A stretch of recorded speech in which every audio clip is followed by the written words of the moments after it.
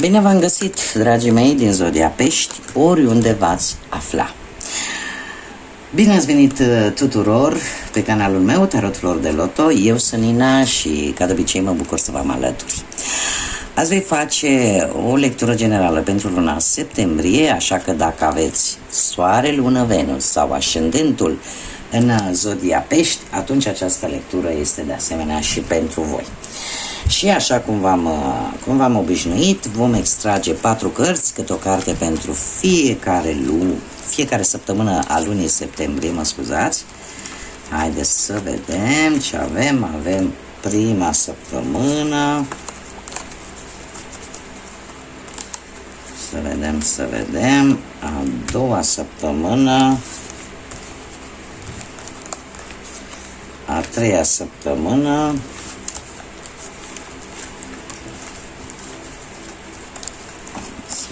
Și a 4-a săptămână.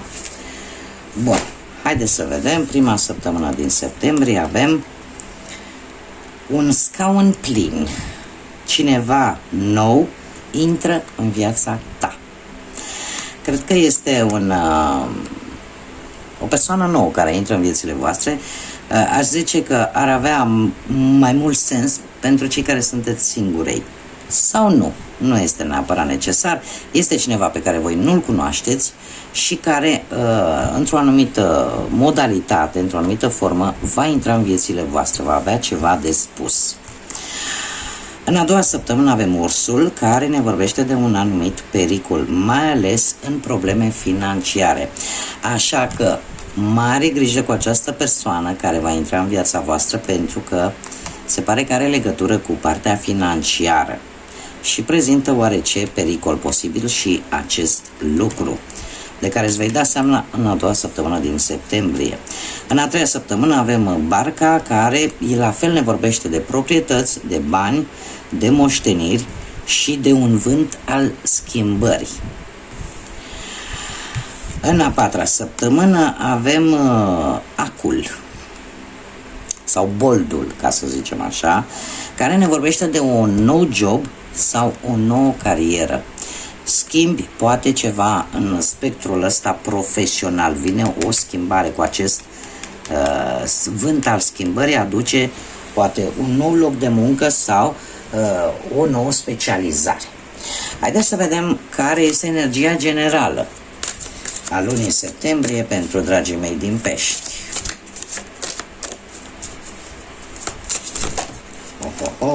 Avem aici flexibilitate.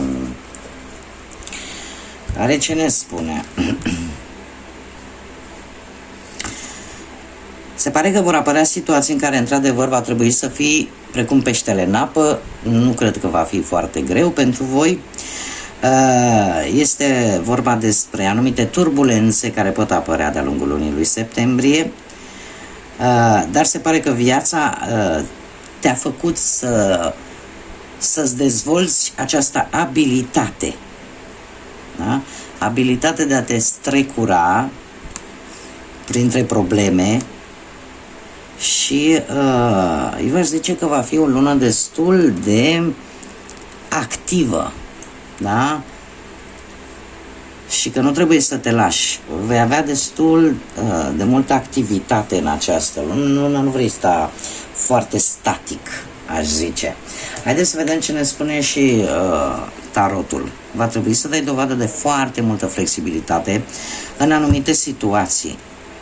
Da? Să știi cumva să jonglezi cu ele, să știi cumva, pentru că se pare că poți să o faci, în primul rând, datorită zodiei în care te afli. Da? O zodie de apă, o zodie care se folosește foarte mult de intuiție și cumva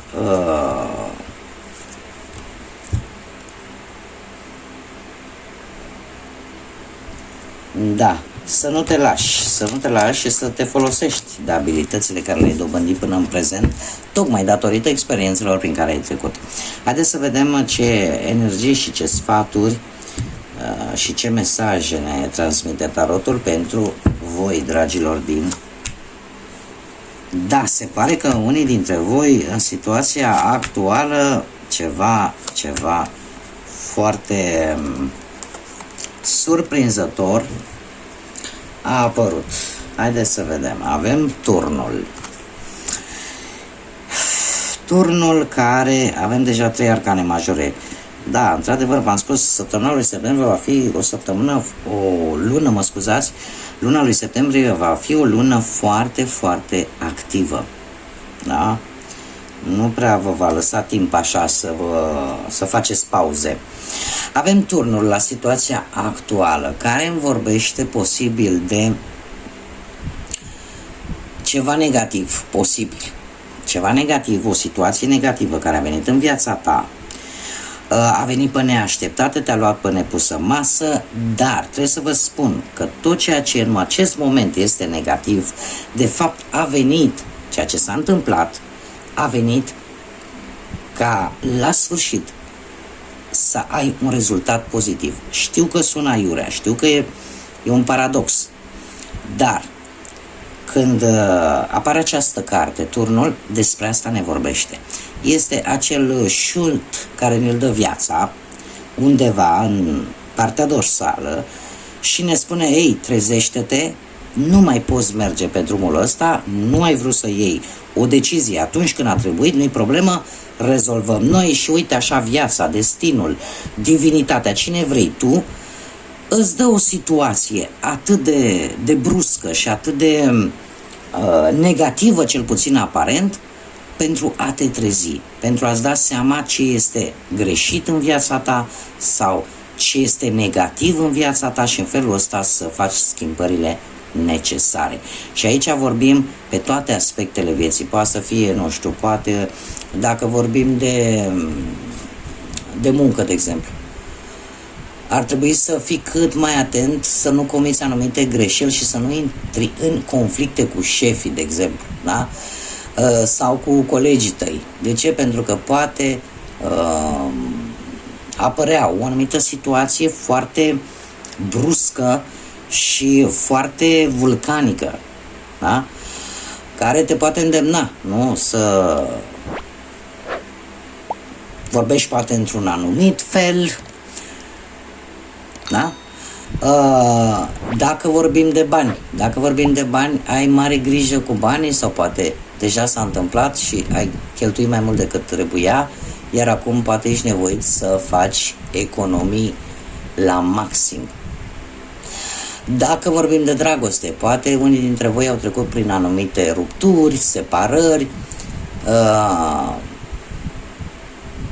sau e posibil, nu știu, dacă într-adevăr au avut loc aceste rupturi, aceste separări, să fi fost o implicare din partea familiei, că a fost atac, că a fost a perechii tale. Cert este că există și această posibilitate ca familia cumva sau anumiți membri din familie să fie implicați. Ce ar mai fi de spus? Pentru cei care sunt singuri, se pare că nu a fost în ultima perioadă cel mai bun moment în a vă găsi pe cineva. Și bineînțeles, după turn, ce poate să vină decât lumea? Vine această transformare, această schimbare, această închidere de etapă, de ciclu din viața ta, pe toate aspectele vieții. Dar cum este? Pe poziția muncii pentru luna lui septembrie, lumea îmi vorbește de, în sfârșit, vei putea vedea rezultate bune relaționate cu munca, cu locul tău de muncă. Poate unii dintre voi vor călători în străinătate pentru un loc de muncă, da? Unii poate chiar vor face o călătorie destul de lungă, da? Dar în același timp această carte, la modul general, ne vorbește de încheiere de capitole din viața voastră și se pare că e o încheiere de capitol la nivel profesional, pentru a începe ceva nou. Pe partea banilor, avem un 7 de bâte. Pe partea banilor aș spune că luna lui septembrie vine cu posibilități de creștere materială, dar trebuie să gândești pe termen lung. Și, bineînțeles, există posibilitatea să primești anumite bonusuri posibil care să te ajute un pic și să te redresezi pe partea asta materială. Pe partea dragostei avem un cavaler de cupe, zodii de apă, la fel ca și tine, rac, pești sau scorpion. Ori, cumva, În general, cavalerul de cupe este mesagerul dragostei, da? Și cum suntem pe poziția dragostei, aș zice că ori unii dintre voi aveți o conexiune destul de solidă cu o zodie de apă, cineva care este foarte îndrăgostit și care de multe ori atunci când ia o decizie o ia cu intuiția, cumva parcă nu-și folosește logica, dar cum se face, cum nu se face, că de regulă cam face alegerile reușite. Este o persoană specială, poate din viața voastră, benefică pentru voi, sau poate pur și simplu veți primi o invitație din partea unei persoane dintr-o zodie de apă, la fel ca și voi. Alții poate că vor fi de-a lungul lunii lui septembrie la începutul unei relații destul de profunde și destul de pasionale.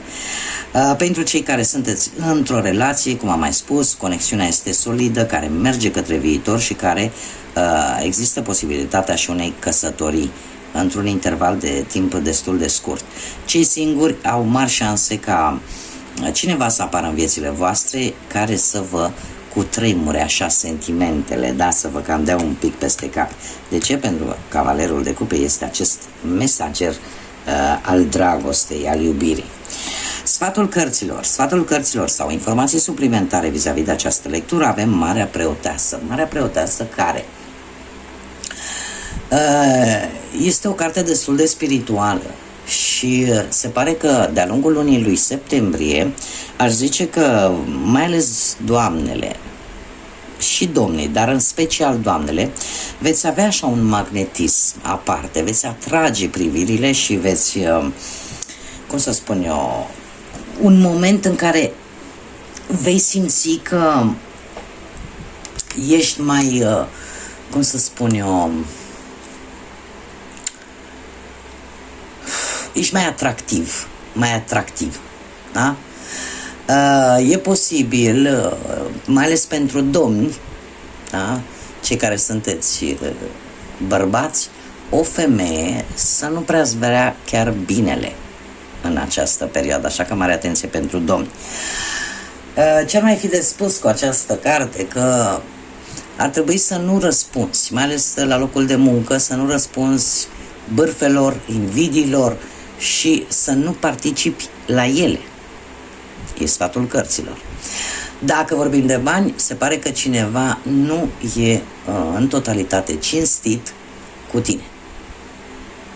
Așa că ar trebui să obții mai multe informații în ceea ce privește partea asta financiară, în ceea ce privește bănuți. Da? Haideți să vedem ce numere angelice am pentru voi, dragilor, din Pești.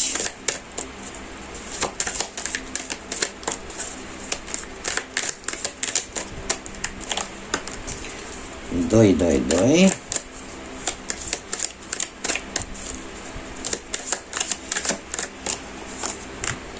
Numărul 18. Haideți să vedem. Ori data de 2 septembrie, 4 septembrie, 6 septembrie să aibă ceva important sau o conotație importantă pentru voi, sau poate că acest mesaj este în mod special pentru persoanele născute într-o zi de 2, într-o zi de 4 sau într-o zi de 6. Ce ne spune acest mesaj? Că trebuie să ai încredere în semințele gândurilor care cresc pe măsură ce tu folosești cuvintele, sentimentele și acțiunea. Fii echilibrat, fii echilibrată.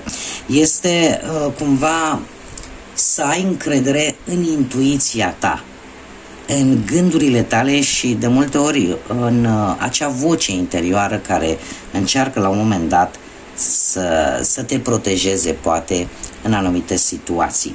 Și avem numărul 18 care ne vorbește poate de data de 9 septembrie sau de 18 septembrie sau poate pentru persoane născute într-o zi de 9 sau într-o zi de 18. Ce ne spune acest mesaj? Ai mintea și inima deschisă, iar ambiția ta este să lași această lume mai bună față de cum ai găsit-o. Asigură-te că obiectivele tale sunt aliniate cu necesitățile colective și cu bunăstarea tuturor. Sunt independent. Este un îndemn probabil de a fi poate mai altruist, de, nu știu, poate cumva să încerci să adaptezi, să te adaptezi anumitor situații, anumitor persoane și de o formă sau alta să te menții deschis, dar să nu te închizi. Și este, aș zice, unul dintre cele mai bune sfaturi pentru voi, dragilor din pești. De ce? Pentru că voi sunteți ca un burete. Dacă ar fi să mă întrebe cineva, fiecare zodie are o putere a ei. Puterea voastră este aceea de, efectiv, absorbiți toate problemele celorlalți și de multe ori, uitați că și voi aveți probleme. Este un îndemn de a găsi, cum să spun eu, chiar dacă aici spune, dom'le, vreau să las lumea asta mai bună decât am găsit-o, dar ca să o poți face, cumva trebuie să fii aliniat, să fii echilibrat între ceea ce poți absorbi negativ de la alte persoane față de propriile tale probleme. Întotdeauna păstrează un echilibru, întotdeauna gândește-te și la tine și nu lăsa totuși să se debalanceze un pic această aliniere. Haideți să vedem ce spirit animal vă va însoți în această lună septembrie. Ce spirit animal va însoți zodia Pește în luna lui septembrie? Ce frumos! Și avem țestoasa de mare care ne vorbește de protecție. Ce să vezi? Ești un maestru în a găsi fluiditatea vieții. Fii într-o armonie cu acest ritm și cu cărarea pe care încă nu ai călcat. Perseverează și vei reuși, pentru că ai tot ceea ce îți trebuie, ești protejat și fericit. Poți fi adică ești protejat și poți fi fericit. Nu întâmplător avem apă, avem un spirit animal de apă și apă marină și exact ce vă spuneam, încercați să vă protejați, chiar dacă poate de multe ori, cum am mai spus, absorbiți atât de mult problemele celorlalți și poate vă afectează foarte mult problemele celorlalți, totuși protejați-vă și pe voi și aveți această capacitate de a merge prin viață fluid așa, da? Precum această țestoasă marină care, dacă se află în mediul ei, este rapidă, este stăpână pe ea și chiar dacă ajunge pe uscat, știm foarte bine, chiar dacă se mișcă un pic mai greu, dar tot reușește să-și facă ce și-a propus. Bun, dragilor, aceasta a fost lectura pentru voi, pentru luna lui septembrie. Eu vă doresc să aveți un septembrie liniștit, un septembrie înțelept și echilibrat, cu multă energie pozitivă. Până data viitoare când ne vom revedea, să fiți iubiți, dragilor!